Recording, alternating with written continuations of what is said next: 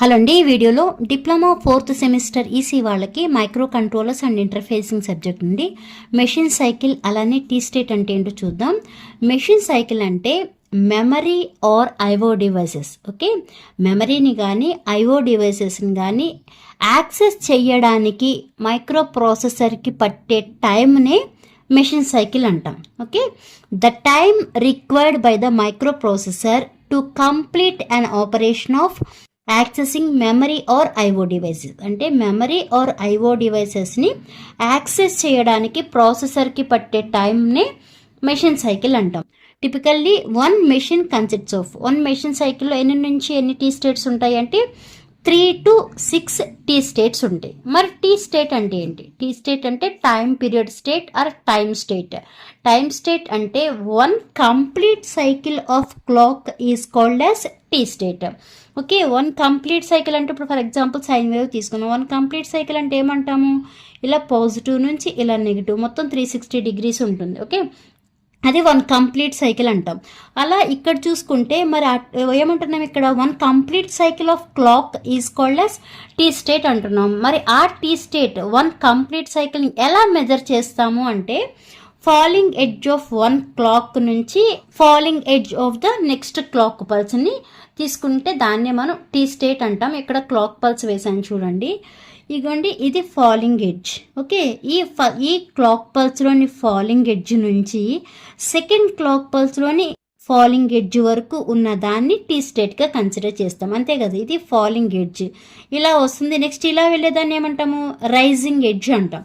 మళ్ళీ ఇలా వచ్చేదాన్ని ఫాలింగ్ ఎడ్జ్ అంటాం. అంటే టీ స్టేట్ని ఎలా మెజర్ చేస్తాము, ఎలా కన్సిడర్ చేస్తాము అంటే వన్ పల్స్ యొక్క one clock pulse falling edge నుండి సెకండ్ అంటే నెక్స్ట్ క్లాక్ పల్స్ యొక్క ఫాలింగ్ ఎడ్జ్ వరకు కన్సిడర్ చేస్తాము. దాన్నే మనం టీ స్టేట్ అంటాం. ఓకే, అర్థమైంది కదా. Next 8051 instructions based on their functions. Okay, based on their function బట్టి 8051 ఇన్స్ట్రక్షన్స్ని ఎన్ని టైప్స్గా డివైడ్ చేసాం.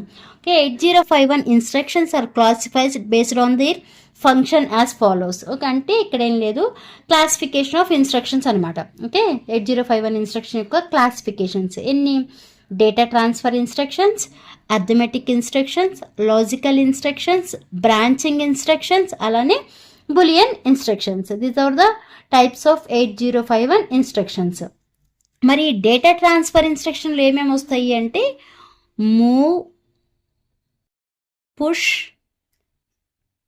పాప్, ఎక్స్చేంజ్, ఇవన్నీ కూడా డేటా ట్రాన్స్ఫర్ ఇన్స్ట్రక్షన్స్ కింద వస్తాయి. ఓకే, నెక్స్ట్ మరి అర్థమెటిక్ ఇన్స్ట్రక్షన్స్ కింద ఏమొస్తాయి అంటే అర్థమెటిక్ అంటే addition, subtraction, multiplication, division, increment, decrement, ఇవన్నీ కూడా అర్థమెటిక్ ఇన్స్ట్రక్షన్స్ కింద వస్తాయి. మరి లాజికల్ ఇన్స్ట్రక్షన్స్ ఏంటి అంటే లాజికల్ అండ్ ఆరు నాట్ వస్తాయి కదా, అంటే ANL అంటే and logical, or logical, XOR logical, clear, swap అంటే ఎక్స్చేంజ్ చేయడం, ఇవన్నీ కూడా అలానే కాంప్లిమెంట్, ఇవన్నీ లాజికల్ ఇన్స్ట్రక్షన్స్ కింద వస్తాయి. మరి బ్రాంచింగ్ ఇన్స్ట్రక్షన్స్ ఏంటి అంటే మనకి conditional jump instructions, unconditional jump instructions అంటాం కదా, అవి బ్రాంచింగ్ ఇన్స్ట్రక్షన్స్ కింద వస్తాయి. అంటే ఎస్ జంప్ అని, ఎస్ జంప్ అంటే షార్ట్ జంప్, ఎల్ జంప్ అంటే లాంగ్ జంప్, ఏ జంప్ అంటే అబ్సల్యూట్ జంప్ ఇన్స్ట్రక్షన్స్ అని ఉన్నాయి చూసారా.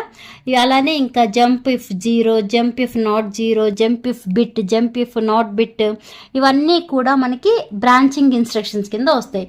మరి బులియన్ ఇన్స్ట్రక్షన్స్ ఏంటి అంటే బులియన్ ఇన్స్ట్రక్షన్స్ అనేవి సెట్, STB అంటే సెట్ బిట్ అని మీనింగ్, అలానే clear, CLR clear bit, next complement, CPL bit, ఇలాంటి ఉన్న ఇన్స్ట్రక్షన్స్ అన్నీ కూడా బులియన్ ఇన్స్ట్రక్షన్స్ కింద వస్తాయి. జస్ట్ ఇది క్లాసిఫికేషనే. మీరు సెకండ్ యూనిట్ మ్యాక్సిమం వీటి గురించే నేర్చుకుంటారు. డేటా ట్రాన్స్ఫర్ ఇన్స్ట్రక్షన్స్లో ఏమేమి ఇన్స్ట్రక్షన్స్ వస్తాయి, వాటికి ఎగ్జాంపుల్స్ ఎలా ఉంటాయి, నెక్స్ట్ అర్థమెటిక్ ఇన్స్ట్రక్షన్స్ ఏమేమి ఉంటాయి, వాటి యొక్క ఎగ్జాంపుల్స్ ఎలా ఉంటాయి, ఎలా ఆపరేట్ చేయాలి, అలానే వచ్చిన రిజల్ట్ని ఎలా స్టోర్ చేయాలి, లాజికల్ ఇన్స్ట్రక్షన్ కానీ బ్రాంచింగ్, అంటే ఈ యూనిట్ మొత్తం మీకు ఇన్స్ట్రక్షన్స్ అనేవి ఎలా అప్లై చేయాలో ఐడియా వస్తుంది అనమాట ఈ సెకండ్ యూనిట్లో. ఈ వీడియో మీకు అర్థమైతే లైక్ చేయండి, షేర్ చేయండి, అలానే సబ్స్క్రైబ్ చేయండి. Thanks for watching.